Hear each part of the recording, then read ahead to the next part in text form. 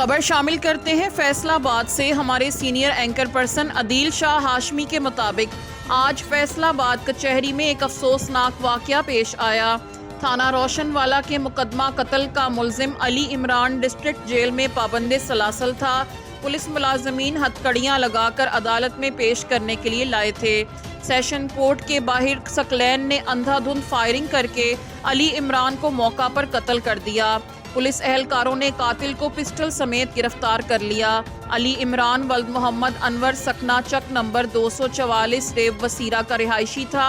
अली इमरान को additional session जज मोहम्मद अवैस की अदालत में पेश होने के लिए जा रहा था, जहां पर मुलजिम सकलैन ने अली इमरान को 5 फायर मारकर कत्ल कर दिया।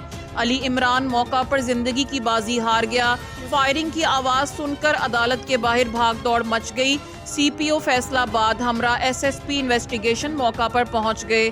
थाना civil line SHO Atiqur Rahman Shah भी मौका पर आ गए और मुलजिम को पकड़कर हवालात में बंद कर दिया और मजीद तफ्तीश जारी। कानून की खिलाफ वर्जी करने वालों को आईनी हाथों से निपटा जाएगा। किसी को भी कानून हाथ में लेने की इजाज़त नहीं दी जाएगी। सीपीओ कामरान आदिल।